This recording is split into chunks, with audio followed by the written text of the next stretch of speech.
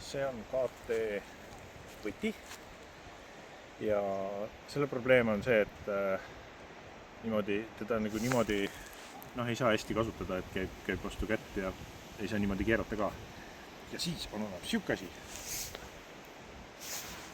kuhu see KT võti läheb täpselt sisse, siia soonde ja siis nagu vintpüssi see lukk, tõkk ja nüüd on niimoodi. Ja siis saab selle peopesaga siia peale suruda, kui sa tahad keerata. Ja kui sul on vaja näiteks midagi, mis on tugevasti kinni, siis keerad niimoodi lahti selle tugevosaga, et see pea ei ole nii pikk, et ta nagu segama hakkaks. Ehk siis, ja siis pärast keerad nii.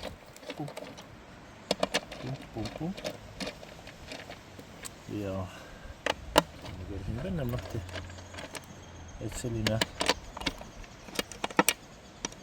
et ei pea nagu uut kruvikeerajat ostma, aga saab ikkagi mugavalt kruvida neid kruvisid.